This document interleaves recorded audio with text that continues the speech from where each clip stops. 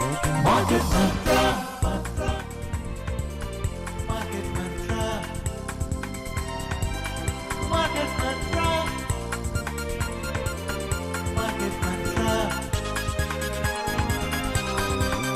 Market Mantra. Good evening and welcome to the Saturday edition of Market Mantra, in which we give you a complete update on the economic news of the day. Today we'll also be taking calls from you, our listeners, on any queries that you may have on business, economic and stock market matters. But do remember that we don't address stock or company-specific queries. The numbers to call us on are 23421050 and 23314444. Once again, 23421050 or 23314444. Those of you who would be calling us from outside Delhi, please prefix 011.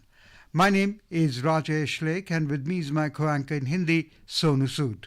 धन्यवाद राजेश। नमस्कार श्रोताओं, market मंत्र में आपका स्वागत है, जहां हम ताज़ा आर्थिक खबरें आप तक लाएंगे। श्रोताओं, आज शनिवार है और हम आपके प्रश्नों को सीधे कार्यक्रम में शामिल करेंगे। आप हमें आर्थिक, व्यापारिक और शेयर बाजार से जुड़े किसी भी मुद्दे पर सवाल पूछ सकते हैं, परंतु याद रखिएगा कि हम विशेष कंपनी या विशेष स्टॉक से जुड़ी जानकारी इस कार्यक्रम में नहीं दे पाएंगे। प्रश्न पूछने के लिए आप हमें इन नंबरों पर फोन कर सकते हैं 23421050 और 23314444। दिल्ली से बाहर के श्रोताओं से निवेदन है, इन नंबरों से पहले एसटीडी कोड 011 भी लगाएं।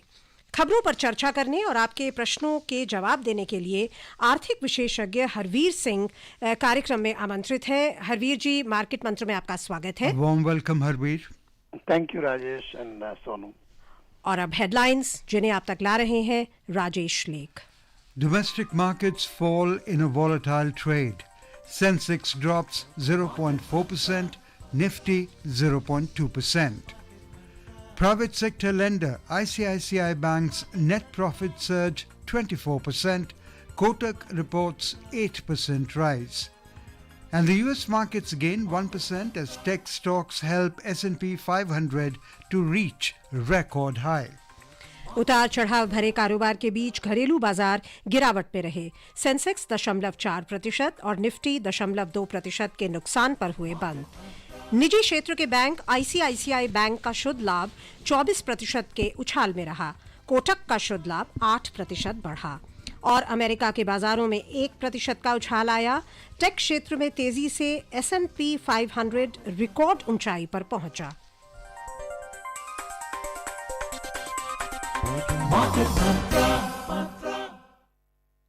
पहले नजर भारतीय शेयर बाजार पर।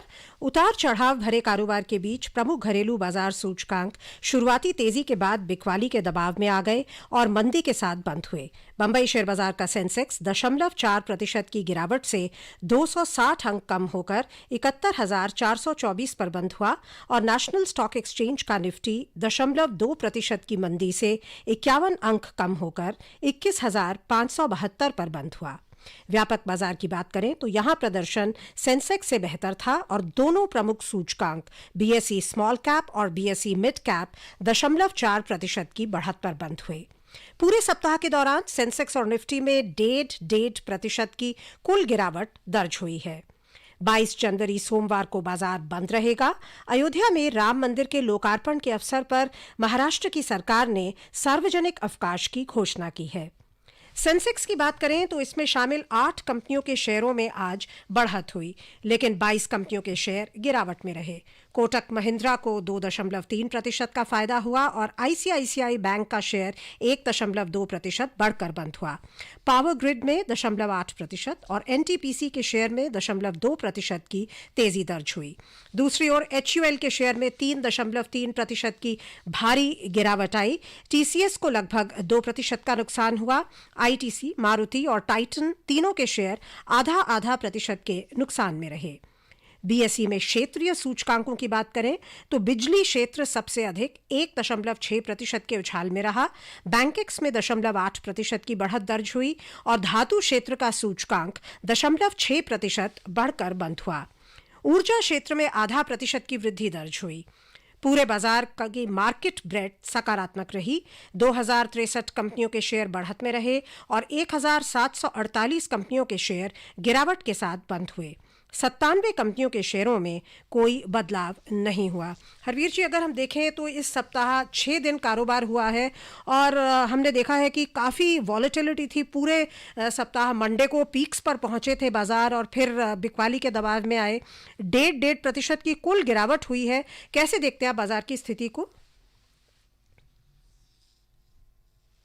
हरवीर जी, आप हमें सुन पा रहे हैं? हाँ, घरेलू मसलों की बजाय जो बाहरी जो मुद्दे हैं उनसे ज्यादा प्रभावित रहा है, क्योंकि अमेरिका में ये इस तरह का इंडिकेशन आया है कि फेडरल रिजर्व जो है वो अभी ब्याज दर में कटौती नहीं करेगा और वहां पर बॉन्ड यील्ड्स मजबूत हुई है। उसके चलते एफपीआईज ने हमारे मार्केट से पैसा विड्रॉ किया है, उसका इम्पैक्ट आया है। हालांकि हमारे जो डोमेस्टिक इंस्टीट्यूशन है उन्होंने काफी हद तक पैसा उसमें लगाया है, जिससे कि बहुत कुछ संतुलित भी स्थिति हुई है। बट इम्पैक्ट ये एक्सटर्नल फैक्टर्स इसके लिए मुख्य वजह रहे हैं। The recent market correction has not altered the underlying uptrend.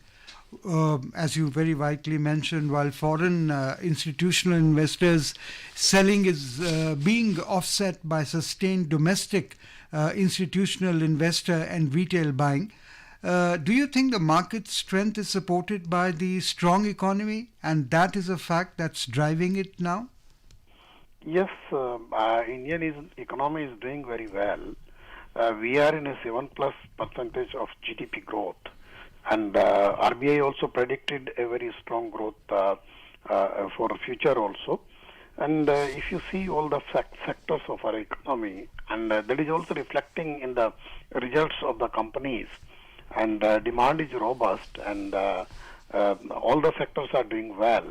So that's why if you see that market is not affected like that, the way global factors are playing, like Chinese economy is weak and indication is not good, and even oil prices are also a little bit firmed up, and some disturbances in the Middle East and the Red Sea. Despite all these things, our market is continuously going stronger. So आपको लगता है कि profit booking भी जरूरी थी इस time पे? हाँ, एक्चुअली एक वैल्यू है, तो ये एक इंडिकेशन तो था कि मार्केट ने जिस तरीके से गेन किया है, तो उसमें जरूर ये एक मौका है और निवेशकों ने उसका फायदा उठाया कि यहाँ पर प्रॉफिट बुकिंग काफी लोगों ने की है। और हालांकि ये एफपीआईज का आउटफ्लो ज्यादा रहा है, डोमेस्टिक तो जो रिटेल इन्वेस्टर्स हैं उन्होंने भी बाइंग भी की है साथ। जी, We'll continue our discussion with Harveer. In the meantime, we are joined in by Vikas from Kolkata. A warm welcome, Vikas. Please go ahead and ask your question. नमस्ते market मंत्रा। Namaskar. Market जब gap down हो, ऐसे में retail investor को क्या करना चाहिए, और प्राइवेट बैंकिंग सेक्टर इतना पोर परफॉर्मेंस डाउन क्यों जा रहा है? कोई नेगेटिव की इम्पैक्ट है? Thank you. देखिए, बैंकिंग तो अगर हम देखें, बैंक्स का बैलेंस शीट अच्छा है और डिमांड भी, जो क्रेडिट ग्रोथ भी बेहतर है, और ये जरूर है कि थोड़ा एक्सपेक्टेशन के मुताबिक जो नतीजे नहीं आए उसका थोड़ा इम्पैक्ट प्राइवेट बैंकिंग सेक्टर्स के स्टॉक्स पर देखने को मिला है। लेकिन जहां तक रिटेल इन्वेस्टर्स की बात है कि वो एक सस्टेन्ड जो ये है कि मार्केट में बने रहने की जो जरूरत है, वो उसके लिए फायदेमंद हमेशा रहता है। और हमने कब एंटर किया मार्केट में ये देखना जरूरी है, और कब उसका अगर हम बेनिफिट लेना चाहते हैं तो उस तरीके से डिसीजन लेने की जरूरत है। और उनका एक ये सवाल भी था कि अगर गैप डाउन खुलती है मार्केट, तो ऐसे में क्या स्ट्रैटेजी होनी चाहिए? नहीं, देखिए, ये तो काफी कुछ इंडिविजुअल इन्वेस्टर्स के ऊपर डिपेंड करता है कि उसका मार्केट में एक्सपोजर किस तरीके का है। जी, और Harveer, your take on the FII's selling, which is not powerful enough to significantly impact the market as it did in the past. How do you see the FII's movement in the coming days? or in the coming weeks. What is it that is going to bring them back into the Indian markets? Or do you think that the domestic institutional investors will rule the roost?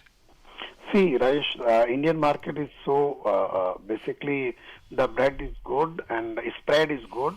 We have large number of individual investors as well as our DIs are also have very good strong portfolio and under asset under management.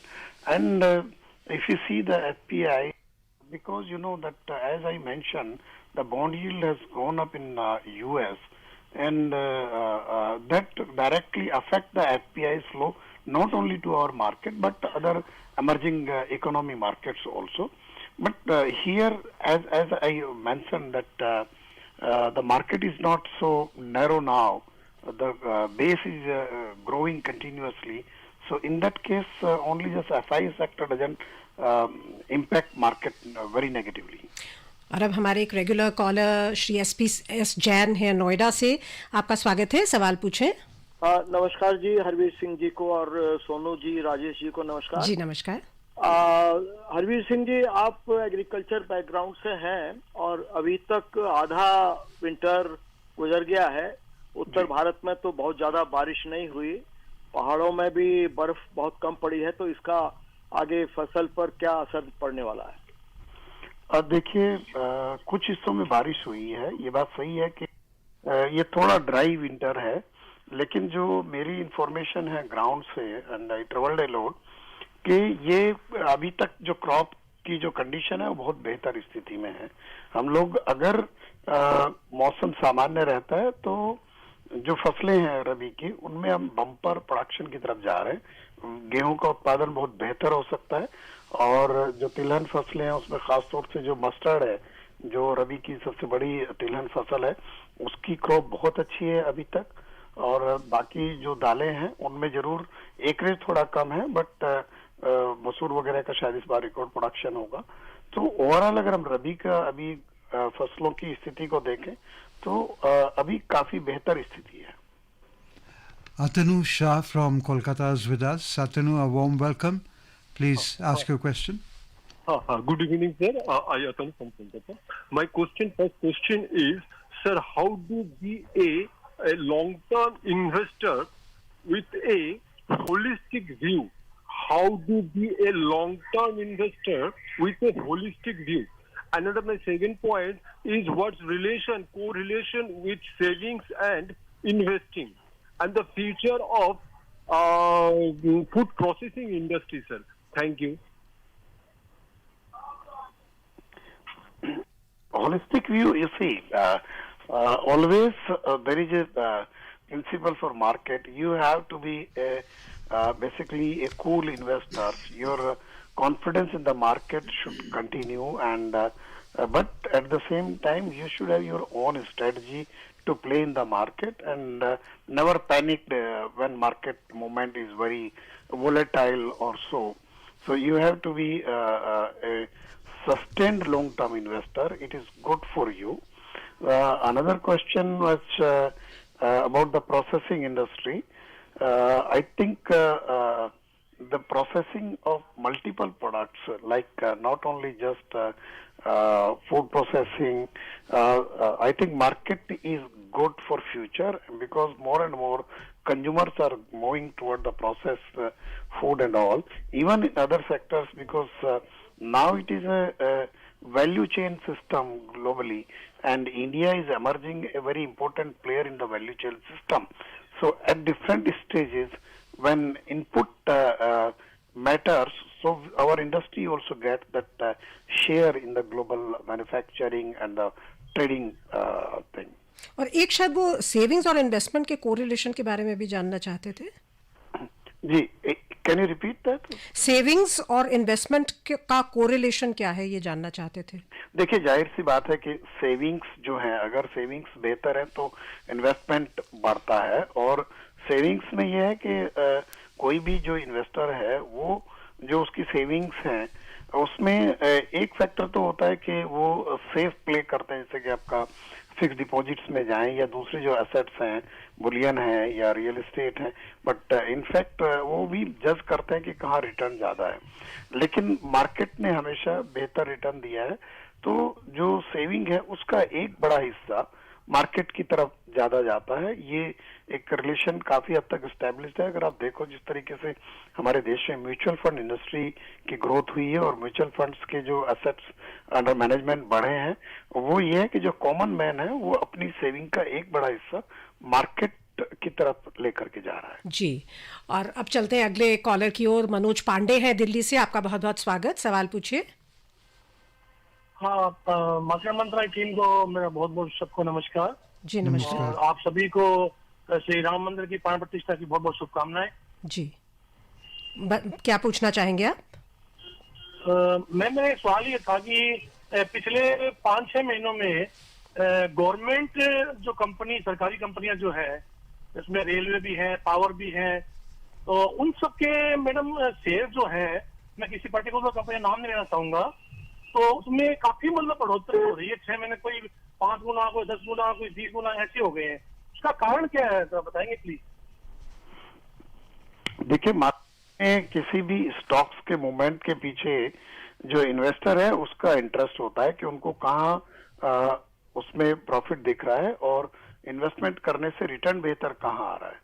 और अभी क्योंकि market बहुत ऊंचाई पर भी है और बहुत सारे जो स्टॉक्स महंगे हैं, तो ऐसे में जो स्टॉक्स ऐसे हैं जहां पर आप बहुत बड़ा आपको इन्वेस्टमेंट की जरूरत नहीं है, लेकिन स्ट्रॉन्ग कंपनीज हैं, उनकी परफॉर्मेंस अच्छी है, स्टेबिलिटी फैक्टर उनके साथ में है, उसमें अगर आप इन्वेस्ट करते हैं तो अपॉर्चुनिटी आपको मिलती है। और ये पीएसयूज के साथ एक अच्छी अपॉर्चुनिटी आई। इसीलिए अगर आप देखेंगे कि वो पावर सेक्टर हो या रेलवे हो या हमारे इवन बैंक्स हो, तो पब्लिक सेक्टर में के स्टॉक्स काफी अट्रैक्टिव रहे, इसीलिए ये इन्वेस्टमेंट इनमें बढ़ा और उनका जो रिटर्न है वो उसने उसको प्रूव भी किया। Ranjit from Delhi is with us. Warm welcome, Ranjit. Hello जी रंजीत, सवाल पूछे। सर, मेरा सवाल ये है कि किसी शेयर में थोड़ा सा आप जरा जोर से बोल सकते हैं, आवाज बहुत हल्की आ रही है आपकी। सर, प्रमोटर होल्डिंग नहीं दिखाते किसी भी शेयर में, तो इससे क्या समझे कि शेयर अच्छा है या नहीं है। और दूसरा सवाल ये है सर कि कोई भी शेयर बैंक में कब जाता है और बैंक से बाहर कब आता है। प्रमोटर होल्डर की बात की है। प्रमोटर होल्डर की होने से कैसा शेयर होना चाहिए?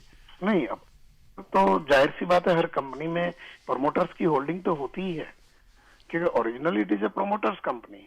उसके बाद वो उसको मार्केट में लेके जाते हैं कंपनी, और अपना जो स्टेक है उसको एक सर्टेन परसेंटेज वो अपना एक्सपेंशन के मकसद से या जो भी उसके पीछे पैसा मार्केट से रेज करने का जो उद्देश्य होता है, उसके लिए प्रोमोटर्स अपना स्टेक मार्केट में बेचते हैं, जो कि पब्लिक के पास जाता है। It can help them evaluate the company.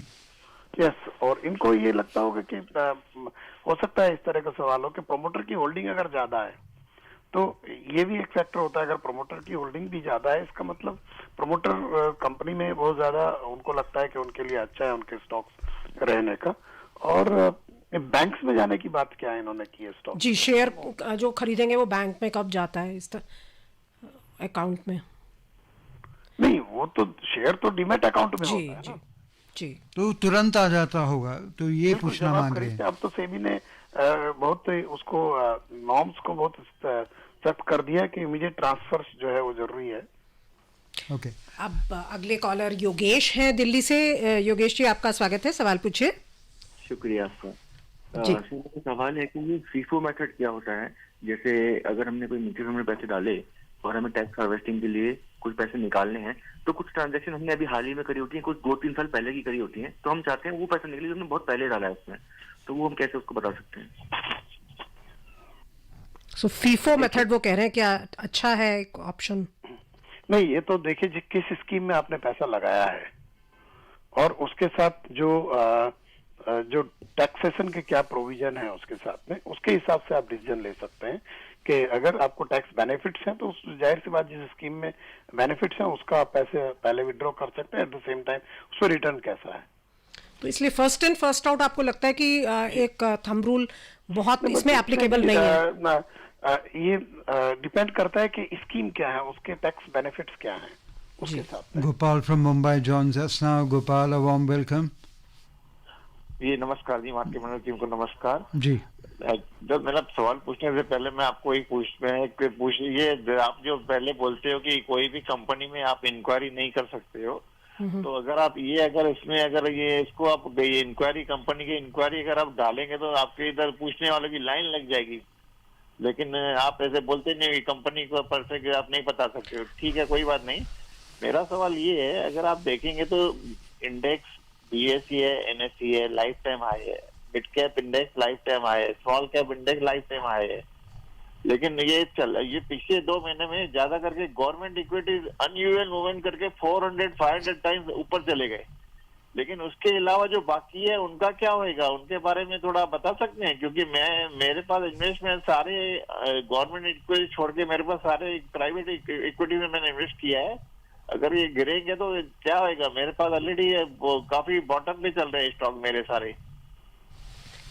जी हरवीर जी, देखिए तो डिपेंड करता है कि आपके पास किस कंपनी के और किस तरीके के स्टॉक्स हैं, किस सेक्टर के, और ये जो एक तो कंपनी के फंडामेंटल्स क्या है, उस सेक्टर की परफॉर्मेंस कैसी है, इंडिविजुअल कंपनीज की परफॉर्मेंस कैसी है, जो इन्वेस्टर हैं ये तमाम सारे फैक्टर्स को और लॉन्ग टर्म पर्सपेक्टिव क्या है उसको लेकर के डिसीजन लेते हैं, और इसमें उसी हिसाब से कंपनीज के स्टॉक्स की डिमांड एंड सप्लाई का एक मार्केट क्रिएट होता है।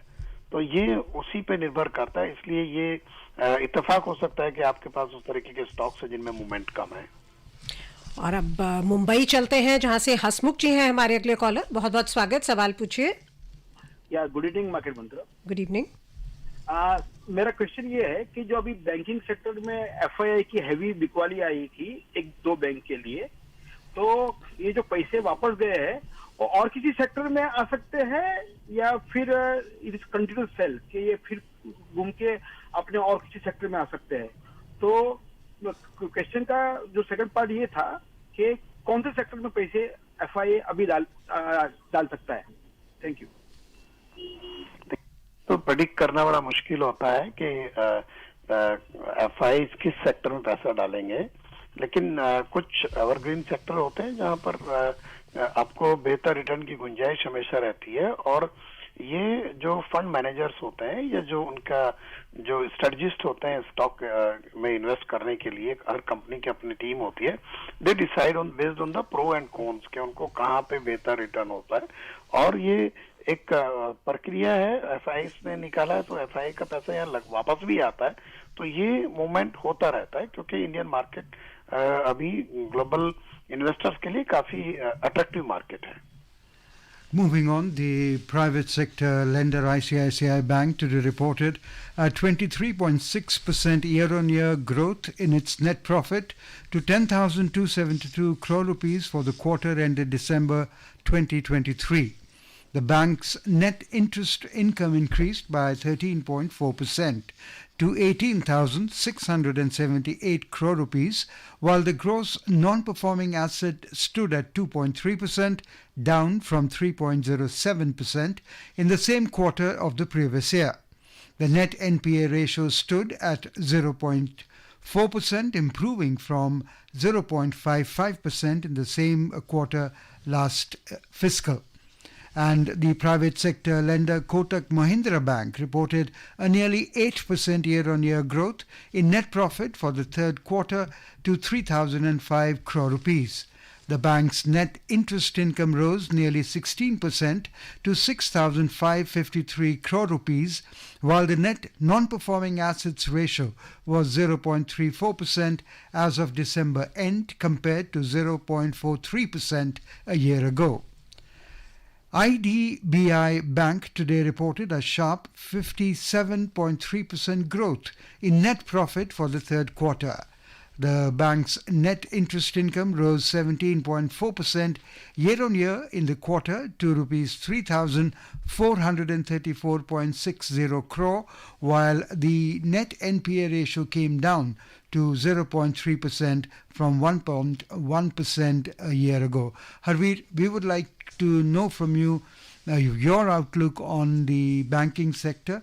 It seems the banks seem to be doing well as the results we see. And also your outlook on the NPA ratio, which has substantially come down from in the case of ICICI Bank and also IDBI Bank. See that I think it looks like that we have come out from the twin balance sheet problem. And it happened only a very good decision-making process and sustained effort through IBC and all, so that banks' balance sheets become more and more attractive and clean. That's why we are seeing a low NPA ratio. And when you have low NPA ratio, it has a direct relation with the profitability of the bank, because you need less provision for NPAs in the books. So that's why, and demand is good for credit offtake. Demand is really good. That's why if you see that even banks need more liquidity and increasing the deposit rates also, because banks need money. So it directly basically gives a picture that banking is doing reasonably very well. So briefly, आपको लगता है stock markets में भी banking sectors में जो हालिया मजबूती थी, जो अभी हम थोड़ा सा उसमें एक वो देख रहे हैं ब्रेक, फिर से लौट आएगी? बिल्कुल, देखिए ये तो काफी कुछ इन्वेस्टर्स की भी अपनी स्ट्रेटजी होती है कि किस स्टॉक्स में उन्होंने किस तरीके का कब इन्वेस्टमेंट किया और कब प्रॉफिट बुकिंग और ये सब करना है. अदरवाइज कोई नेगेटिव कोई ऐसा फैक्टर नहीं है बड़ा जो कि इस सेक्टर के लिए बनता हुआ दिखता हो. जी. Also moving on, all the three major US stock indices surged over 1% yesterday as tech shares helped power the S&P 500 to its first record high close in 2 years amid fading expectations for central bank interest rate cuts. So the Dow Jones Industrial Average rose 395 points or 1.1% to 37,864. The S&P 500 gained 59 points or 1.2% to 4,840, and the Nasdaq Composite added 255 points or 1.7% to 15,311. Harveer, the robust economic indicators have dampened expectations that the Federal Reserve would start cutting its key policy rate as soon as March, while also providing assurance that the U.S. economy was under no immediate threat of recession. So what repercussions is this going to have? See, that prediction that the U.S. economy may go in recession, I think was proven wrong, and the economy is doing reasonably well. But at the same time, inflationary pressures are also there, and that's why the chances of to cut of federal rates are very not very bright, and that is the reason we have seen this bond yield is going high. So, but at the same time, as tech sector is doing well and economy is doing well, and the impact of that we are seeing in the stock market going at a record level. So, economy is strong, but this inflation point is still haunting the U.S. Fed. So that is the reason that this interest rate cut option is very limited. समय हमें इजाजत नहीं दे रहा कि हम इस चर्चा को और आगे बढ़ाएं. बहुत बहुत धन्यवाद आपका हरवीर जी कार्यक्रम में शामिल होने के लिए और हमारे श्रोताओं को बहुमूल्य जानकारी देने के लिए. Thank you, Harveer, for being with us. और सभी श्रोताओं को भी थैंक कर दें.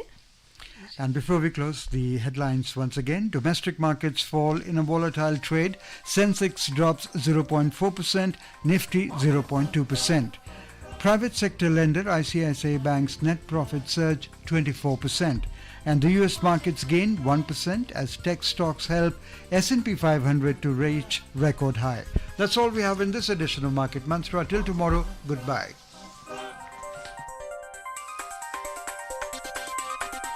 Market Mantra.